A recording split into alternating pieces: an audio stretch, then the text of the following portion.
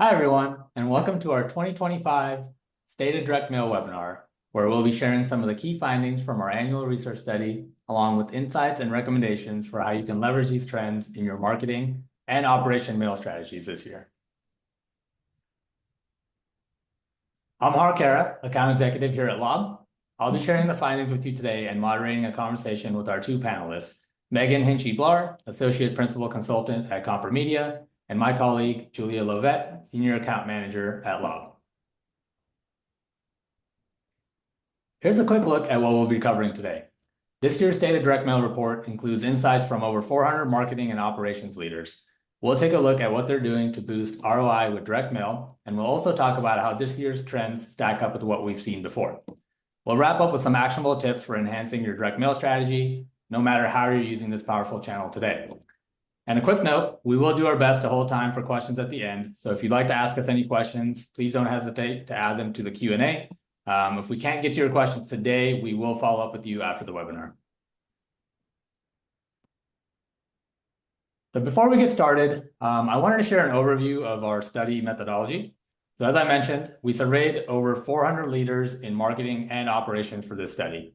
Our survey respondents represented a wide range of industries, including insurance, financial services, telecom, healthcare, and others. Our other category includes e-commerce, automotive, and quick service restaurants. Breathing it down a bit further, we surveyed a blend of marketing executives with director and above titles, operation professionals, and marketing practitioners. You can see the breakdown here. With that, let's get into it. I'll be sharing 5 key findings with you today. We'll take a look at what the data has to say, and we'll get some commentary and insights from our panelists as we go. The full report is packed full of insights, so much that we can't include everything today in this session. At the end of the event, we'll share a QR code for you to read the report so you can get the full picture. We'll also send you a link via email so you can share that with your colleagues. So let's get into it. Our first major finding: industries are scaling direct mail despite rising costs. So despite regulatory changes and postage increases, the respondents to our survey plan to double mail volume at the company level. Average mail volume per company will increase from an average of 34.9 million in 2024 to 67.3 million in 2025. And let's take a look at how that plays out across the industries that we surveyed. A couple of callouts. Financial services is increasing mail volumes on average from 48.3 million to 69 million, while insurance is set to expand from 24.9 million to 51.2. And across our other category, which includes e-commerce, automotive, and quick service restaurants, respondents anticipate a jump from 25 million all the way up to 90 million. So I want to pause now and bring Megan into the conversation to unpack this a little bit. Megan, seeing some of these companies literally double down on direct mail volume, even in the face of regulatory changes and postage increases, is definitely notable. Are these companies budgeting differently to be able to meet their volume goals? Absolutely, Har. Many of these companies are adjusting their budgets to accommodate the higher sends that they're seeing, recognizing its ability to break through all the digital noise we're getting day to day. In fact, 82% of the marketing executives surveyed in our research plan to increase their direct mail sends year over year. Those leveraging automation or software partners are especially likely to boost their budgets, with them significantly more likely to increase budgets by more than 10% compared to 2024. This shift reflects a strategic reallocation of resources, demonstrating that when executed effectively, direct mail does deliver on ROI, even in uncertain economic conditions. Yeah, thanks, Megan. Yeah, it's great to see the confidence our respondents have in direct mail is reflected in their budgets. Awesome. So let's talk about how the kinds of mail respondents across our industries are sending. When you read the report, you'll get a closer look at the mail formats our respondents are gravitating towards. So definitely look forward to that. For the purposes of our discussion today, let's take a look at the mail formats that are performing best for respondents across different industries. Letters are very much the go-to for any mail that needs to be compliant and give a one-to-one personal approach. So it's no surprise that they're heavily favored by financial services and by healthcare. Brochures are much loved by insurance and automotive because they offer lots of visual space, and specialty formats like catalogs and self-mailers do really well in insurance and healthcare. Julia, these trends probably don't come as a surprise to you since your day-to-day revolves around helping companies to build and refine their direct mail strategies. Based on these trends and what you've seen work for your customers, what should companies consider when choosing the right formats for a campaign? Yeah, that's a great question, Har. And you're right; these are not surprising stats at all. If we look at all these formats that we're talking about, it doesn't really matter what industry it is, but what does matter is that each of these give each of those industries the real estate and the space to tell the story of who they are, who their brand is, what their product is, what are they offering to the person that's receiving the mailer. And so when we think about going into each of these, we want to think about the best practices for each of these mailers. And the reality is, for all of these, you want to make sure that you understand your audience, you understand their pain points, you're using that real estate to talk about your features and capabilities that your product or brand or company can offer to them that will cure those pain points and help them in their daily lives. So I know there are definitely best practices that we're going to see that follow through each of these. We can dive into that at a later date because there's so many fun ones to talk about. But the reality is that we would always encourage you to identify your control. Like, this is the control group, this is the control format and the content that is in it. And then begin isolating and testing new formats, new content, new offers, new segmentation. And so that's how you really understand what works best for your industry. And you're able to optimize as you gain those learnings from all the testing you're doing. Yeah, definitely. Thanks, Julia. Yeah, I imagine we're gonna have tons of questions around formats. Just speaking from personal experience and relationships I have with my customers for sure. So, all right, let's move on to our second finding. Our state of direct mail study has consistently found that direct mail is a major ROI driver. This year, the trend continues, but there's a lot more to the story. 79% of executives rank direct mail as their best performing channel, but that's down from 84% in 2024. When it comes to direct mail's impact on an omni-channel strategy, 90% of marketing executives say direct mail enhances engagement and conversions across digital channels, boosting performance in email, social media, and online ads. Megan, I'll turn to you again here. It's always interesting to see a finding like this where sentiment drops year over year, albeit slightly. Clearly, the vast majority of our survey respondents see the benefit of direct mail, but why do you think fewer executives are ranking it as their best performing channel this year? That's a great question, Har. And before diving in, I want to kind of set expectations here. It's important to note that this year-over-year decline isn't actually statistically significant and could just be a change in sample and the folks that respond to the survey year over year. What the slight shift is calling attention to, though, is that signaling a loss of effectiveness is not really happening. Rather, it reflects a growing recognition that no marketing effort ever happens in a silo.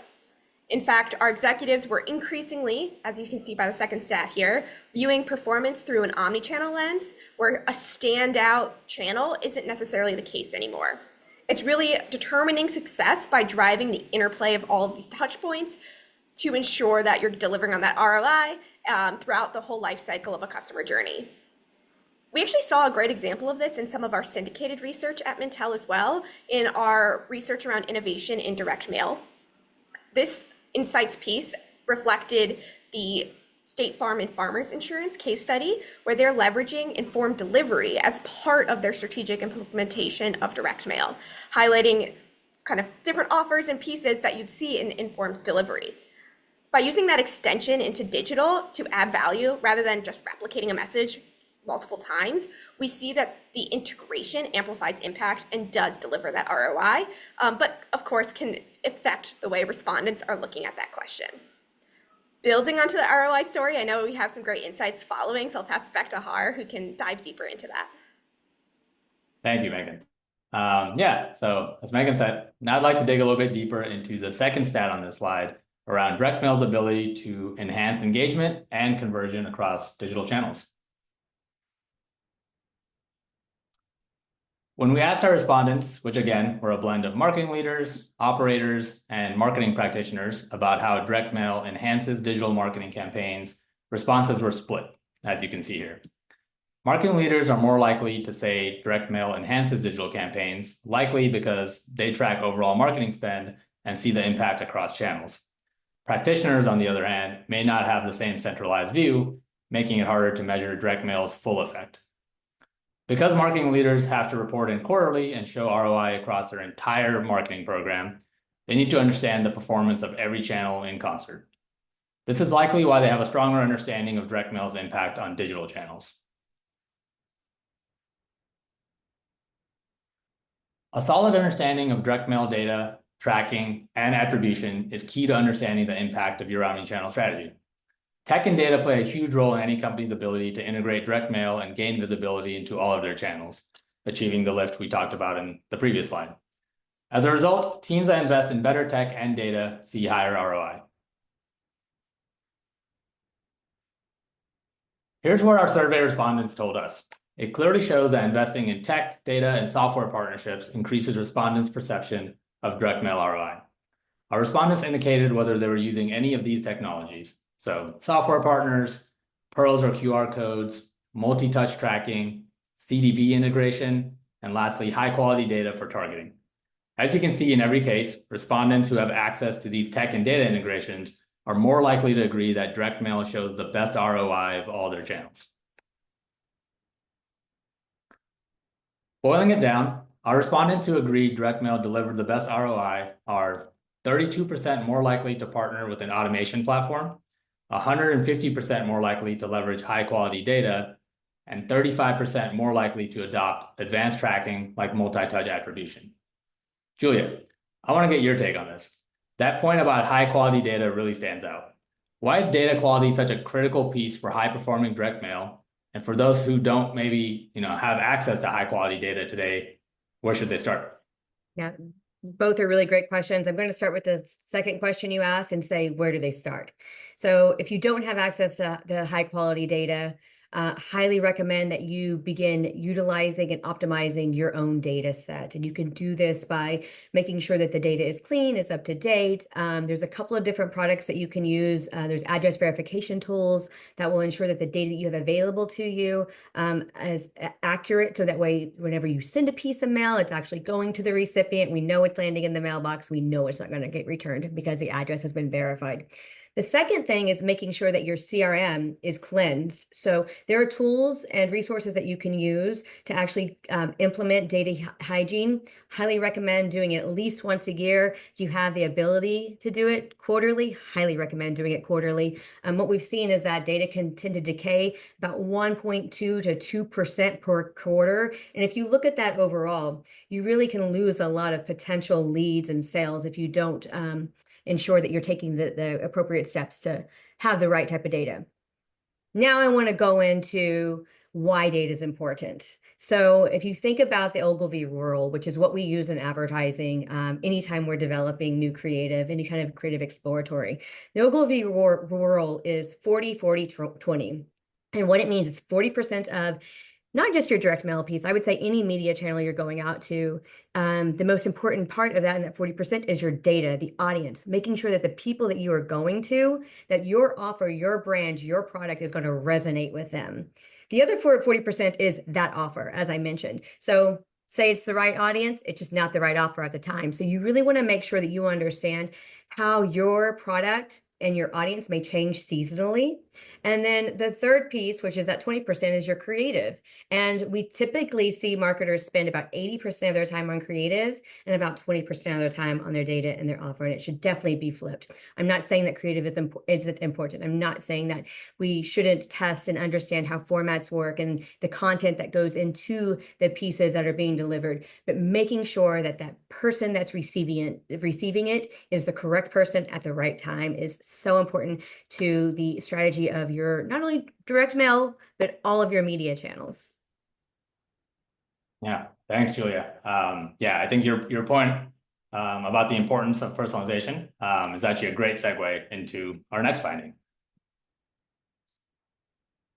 So 88% of marketers say personalized direct mail significantly improves response rates, but the best campaigns go beyond just customizing, first and last name.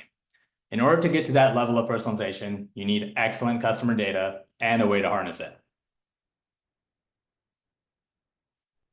Brands that use software automation partners actually have the tools to use tailored text, imagery, maps, and offers to create a truly relevant experience. They leverage loyalty data, browsing behavior, and communication preferences to make every piece of mail feel personal and ROI positive. So you can see the difference here between what companies that have software or technology platform partners are able to do in the light pink there versus those who don't have a partner in the dark pink. Julia, any thoughts on this? Are you surprised by any of these responses? I'm not surprised by the responses that I'm seeing, but I am going to encourage people to, whenever you have data, to be able to identify certain attributes about the recipient, so that way you can truly personalize your mail piece that goes out to them to reflect who they are. That way they know that your company understands who they are as a buyer, and therefore they're going to trust you a little bit more, and they're going to be more receptive to the offer and your product that you're sending to them. I think that I do want to double tap a little bit just on the website browsing behavior. We're seeing that being used more and more. And really what we're finding is that those people are hand raisers, and those people are in the market right at that moment for your product. And so definitely in the event that you're looking to optimize conversions, you're looking to optimize your direct mail program, utilizing that type of behavior to ensure that the people that you're targeting are in the market at that moment for your product. I think that you'll see a wonderful return on ROI by doing that. Yeah, definitely. And as a consumer myself, and I might be a little bit biased working in the direct mail space. When I get a mail piece that has all my information, stuff that's super relevant to me, I'm going to spend much more time reviewing that. Probably leave it on my kitchen counter for several weeks versus the good old current resident mail pieces that probably are going right in the recycling. So, Megan, were there also differences in the types of personalization across the industry surveyed? We actually didn't see huge significant differences across industries, except for one interesting standout where we saw telecom brands were significantly more likely to leverage those offline interactions to help personalize direct mail. And I think this kind of underpins what Julie was just saying, like moving beyond just demographics to the psychographics can really make a huge difference when you're approaching personalization, segmentation, and targeting. I like to think of the hypothetical example. You're walking into your favorite telecom provider store. You just want to upgrade your phone. That's your initial conversation. But during that visit, maybe you're probed on areas of different data plans, bundling offers. You're kind of exploring all of these different ideas, and the brand is getting so much information about you as a consumer, your needs, and what your next steps are kind of interested in already. So rather than sending a direct mail that's really generic, that's saying, thanks for visiting us, they can follow up with a more personalized message, maybe that offer to really get them that home service deal with their mobile to get a better customer and a more loyal customer in that network. By tying in those offline interactions to direct mail in a meaningful way, you're ensuring your outreach is relevant, timely, and personalized, and that's what ultimately drives higher engagement and conversions. Beyond the industry crosstabs, we did see some clear distinctions in some other ways. First, companies sending less than 10 million pieces of annual mail tend to focus on the basics. Now we're talking namely, name, and that's just not enough anymore. We're so used to that in our emails and our social media channels, what have you, that it's really about personalizing something a little bit more advanced, like these other data attributes mentioned. Specifically here, we see those with a software partner who we already see are more likely to have better data and the better tools to enable some of this personalization. We're much more likely to leverage loyalty program, personalized browsing behavior, milestones like your birthday, events like your recent purchases, communication preferences, and more to really take personalization from step 1 to step 10. As Julia mentioned, it's really critical to get these data integrations started early and revise your data sources consistently to ensure your direct mail is not only just targeted, but targeted, personalized, and relevant to ensure that effectiveness story is always there. Yeah, definitely. I think my biggest takeaway from this is ultimately like direct mail is already such an effective channel. And there's so much additional, personalization to unlock to truly, even unlock more incremental lift within ROI. And again, this is relevant across all industries. So that's awesome. Thank you, Megan. All right, so we all know that targeting is everything when it comes to direct mail success, and the numbers back it up. Leaders who are getting the best ROI from direct mail are actually 105% more likely to integrate it with a customer data platform. That means they're using smarter data to reach the right people at the right time. Financial services is going beyond basic targeting and using advanced strategies like interest-based segmentation and lookalike modeling to refine their campaigns. But even though more than half of marketers say they have enough audience data to hit their targeting goals, challenges still exist. Only 12% of executives feel like their direct mail targeting is as strong as their digital efforts. And nearly half, 48%, are struggling with outdated or incomplete address data. When it comes to putting their data to use, more than half of our respondents are using geographic targeting, interest-based targeting, demographic targeting, and behavioral targeting. And some are using more technically sophisticated audience targeting like lookalike audiences or lapsed customer engagement. Julia, some folks in our audience today may already be using these strategies and others may not be. How should a marketer identify the right targeting strategies for their campaign, and how should they go about getting access to new audiences? That is a great question. And there's definitely a strategy behind it. So one, I want to take a step back and say, how do we get access to great data? So that comes with having great partners like Lob and other data partners that have access to quality data that they are able to segment and help you identify attributes that match your audience. So that's the first thing. Lob Audiences is a great product to be able to use to do that. I don't want to get into it deeply right now, but if you have questions, I'm happy to answer it later. And then I want to go into the question that you asked about how a marketer should identify targeting the right strategies for each campaign. So really it's going to come down to what are your goals as a mailer? Like one, what is the goal for the direct mail campaign right now? And then what is your overall goal for the entire year for your direct mail campaigns? And how it fits into other strategies as well for other media channels. Obviously taking a look at, previous performances, understanding how other segments, whether it be your control group or other tests that you've ran within different segmentations and different attributes that you've been able to pull out, identify, and target, see how those perform. That's going to help you to understand how to refine your strategies as you continue testing and learning more. And one thing I do want to call out here that I'm noticing is that we're seeing a high amount of over 50% on the standard geographic, interest-based, demographic, and behavioral targeting. But what I'm seeing a really low percentage of is that lookalike or that modeling data. And I can tell you that a lot of marketers, as I'm sure you all experience, are given larger goals each year with a little bit less budget. And so these are that area right there, that model data, that lookalike model that you can build using your own data is going to help you optimize your direct mail campaign to ensure that the people that you're targeting are those high propensity to call, to sell, to stay with you. The longevity can be identified for modeling purposes from your current group. So I see that that's a really low percentage. But I can tell you that I would love to see that one increase more, because that is where you're really going to be able to optimize and make your direct mail campaign work harder. Yeah, definitely. And to your point, Julia, I think as as we see the trends in this industry, and as well as Julia spreading the word, I think it wouldn't be surprising to see some of these percentages shift around next year.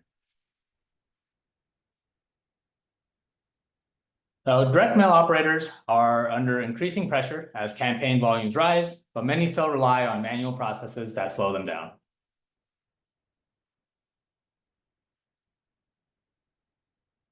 93% of operations executives struggle to keep up with demand, and 92% say manual efforts cause delays.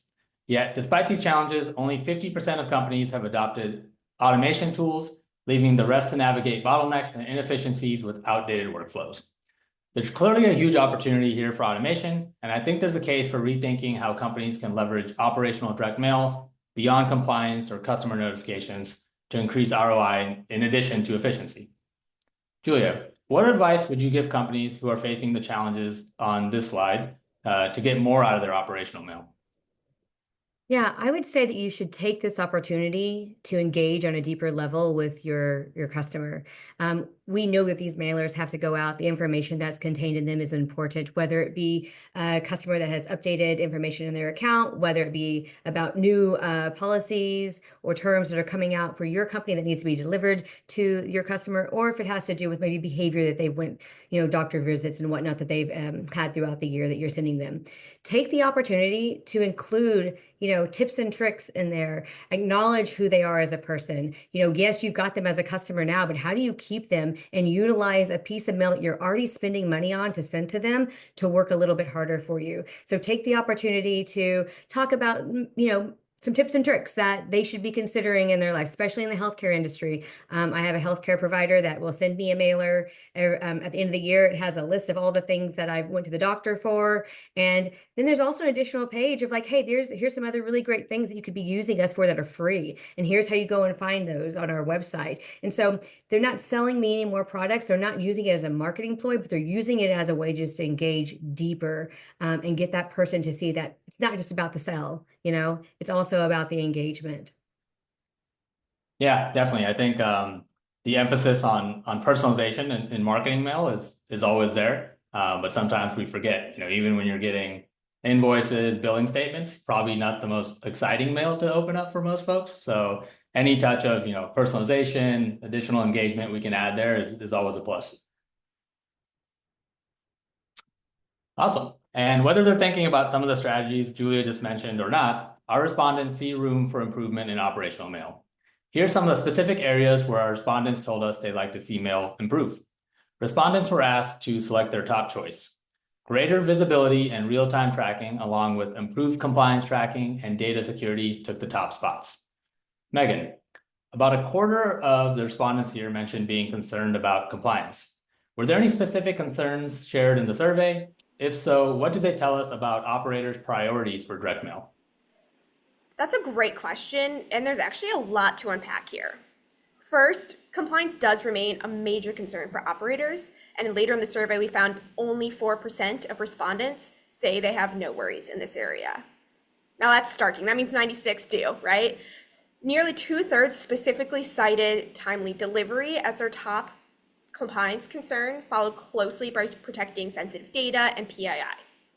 Additionally, more than half of respondents who were operators expressed difficulty keeping up with evolving regulations and meeting those industry standards.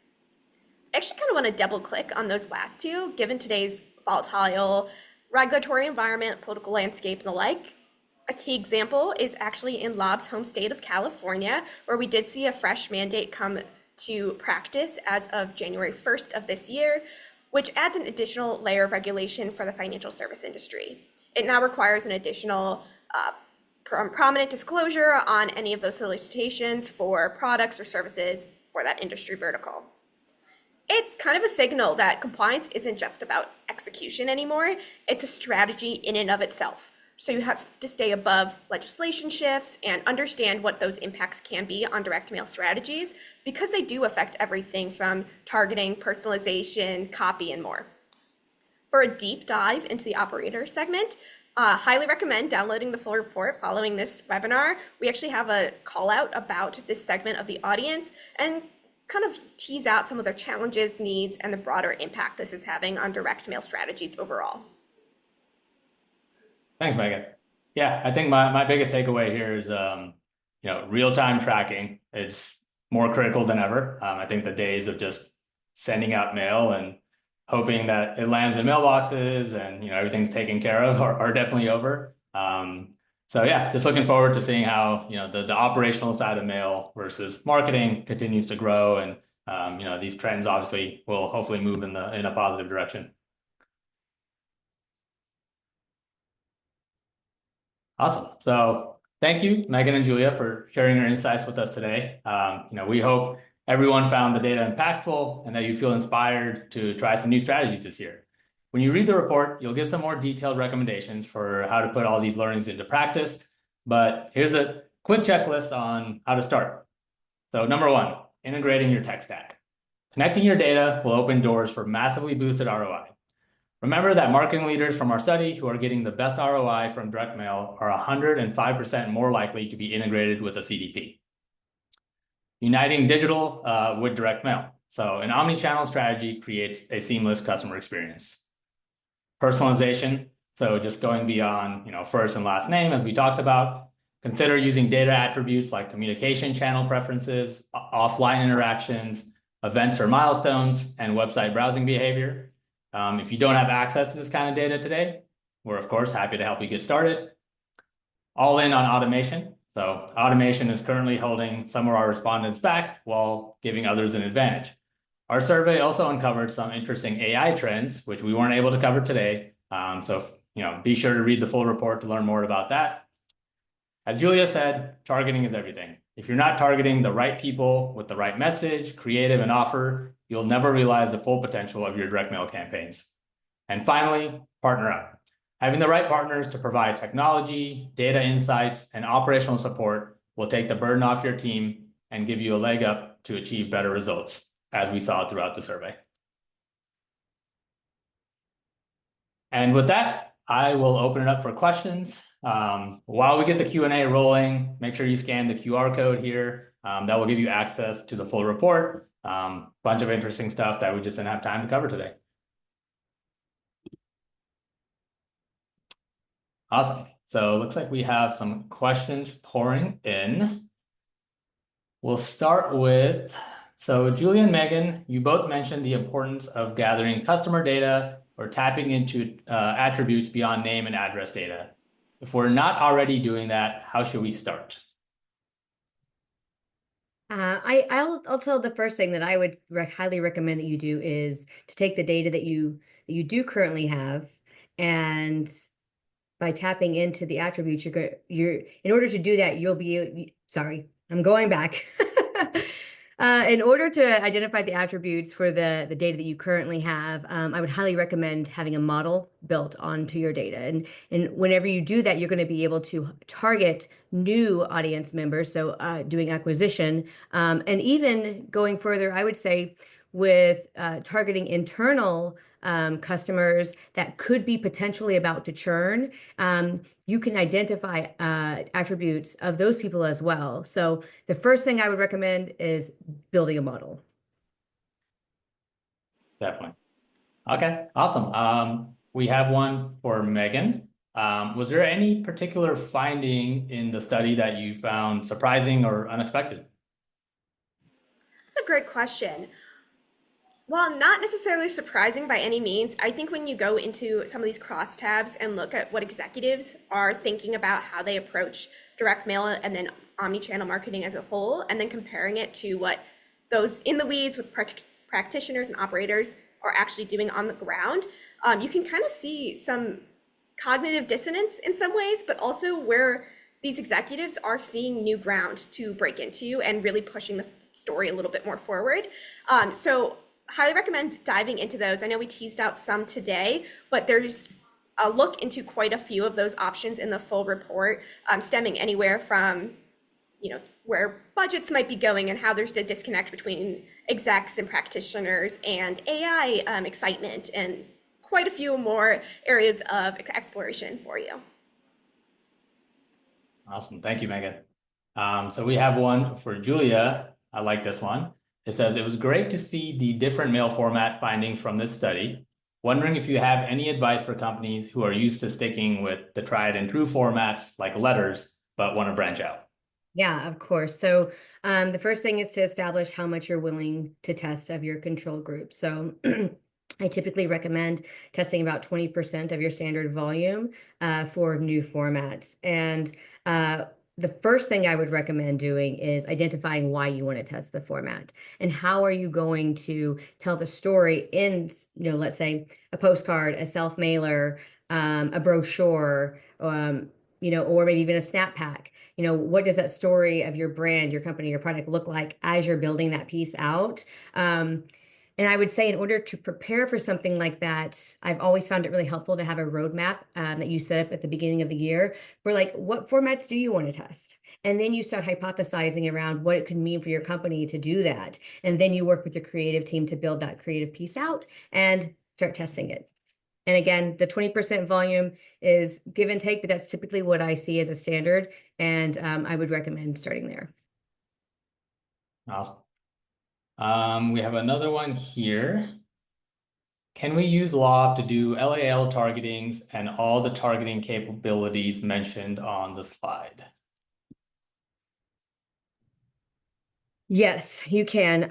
Through lob audiences, you absolutely can. So what we'd want to do is we would want to meet with you directly and understand what your goals are, understand what you currently have available to you, and then begin helping you identify groups that have those specific targets that you need to target based on the audience that you need to be speaking to.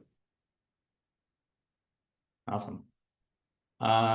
Cool. We got another one here. Really enjoyed your point about including helpful tips and tricks in operational mail. How do you recommend operations and marketing work together to make it possible to create these deeper customer connections?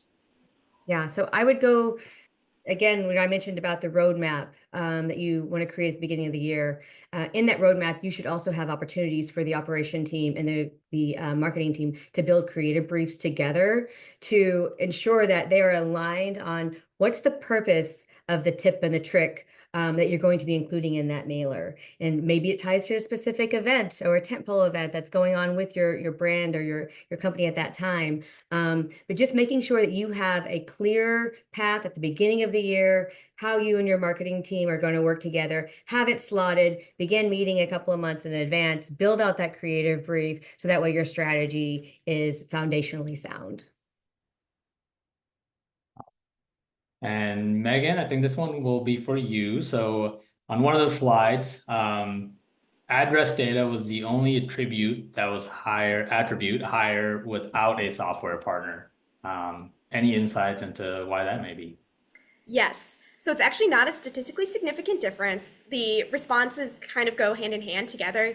So some of it is just the natural results of survey data. It's not saying that one uses address data more than the other definitively.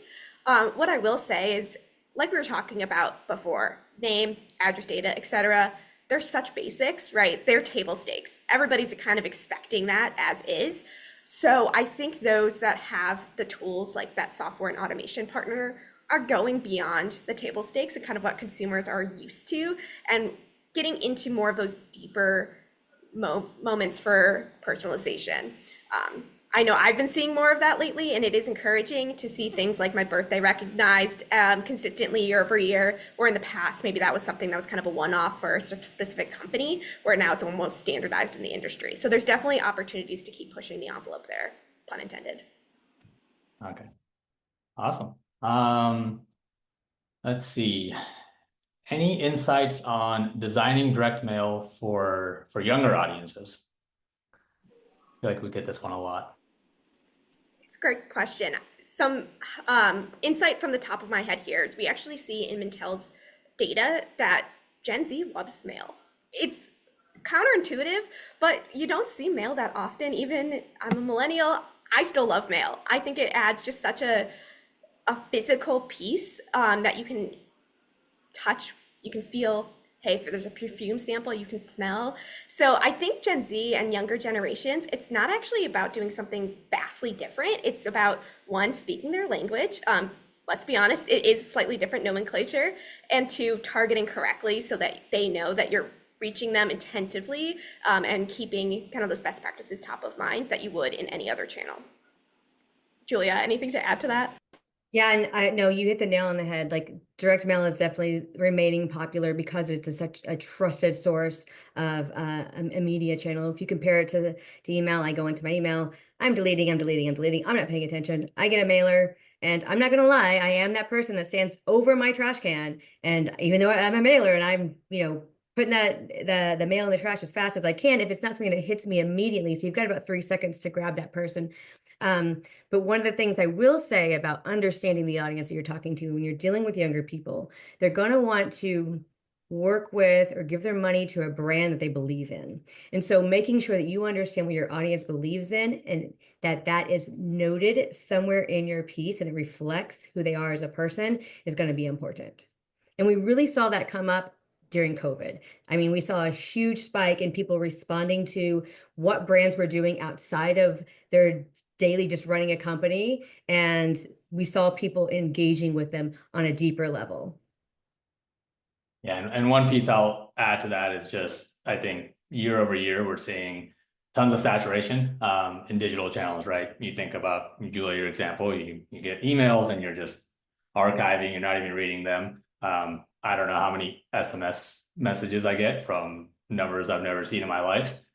So, as that continues to pile on, like direct mail is just going to continue to be a differentiator, whether that's for younger audiences, any age group really. So great.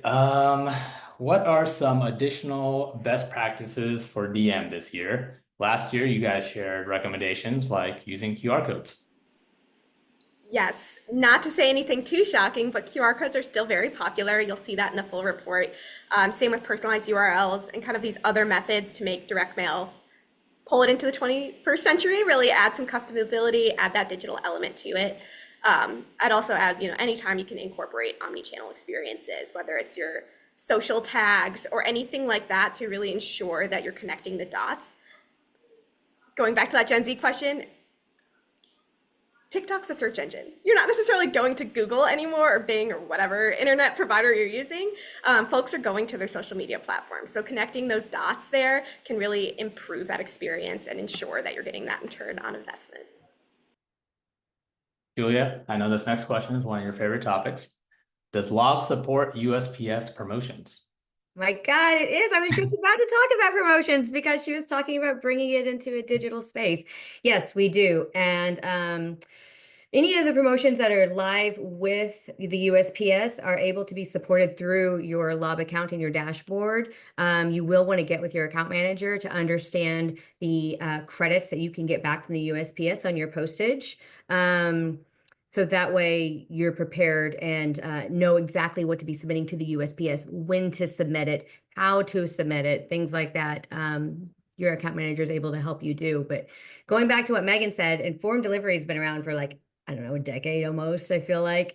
And I've never seen it get this much traction where we're truly encouraging marketers to include it in their direct mail piece, even if they're not going to get a promotion, which they are getting a promotion this year, just like they did last year. But even if you weren't, it gives you another media channel to be able to take the physical space of print and put it into a digital channel before that mailer even touches the hand of the recipient. So it's an excellent opportunity to be able to take advantage of. Definitely don't sit on the informed delivery opportunity that the USPS offers you.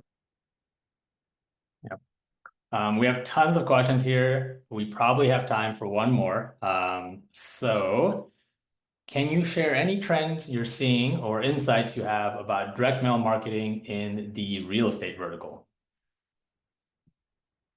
Yeah, I can take this. So we have a ton of really great real estate customers, and they all use direct mail pretty smartly. But what we can tell you is that whenever we were interviewed some of our real estate customers, we saw overwhelmingly that they told us they were planning to send more mail, but also being more strategic about the type of mail that they're sending, the frequency, the audience. And that just goes back to understanding who you're talking to, making sure that it's at the right time, making it sure it's the format that's going to tell the story that you need to tell. I will also say in the real estate space, I've had customers that only send direct mail. And it's not something I've ever offered or recommended to people until I'm seeing it actually work for them. So there are instances where direct mail is just your workhorse, and it's the workhorse that you rely on. And so what I would recommend doing, if you really want to build out a strategy, get with your account manager over at Lob, and they're going to help you put together how, all of those instances of audience, offer, what the mailer looks like, and making sure that what you're doing is optimized so you're not just spraying and praying and you're not sending mail just to send mail. Yeah, definitely. I would say the real estate vertical is probably just an amazing example of putting together all the trends and recommendations we just went through in that presentation. But yeah, that's spot on. So I know we're at time here. Megan, Julia, thank you so much. This was amazing. for everyone that joined, thank you so much. We hope you took away tons of insights and actionable strategies for direct mail. Thank you all again for joining. Appreciate it. Have a great rest of the day. Thanks, Phil. Thank Bye. you.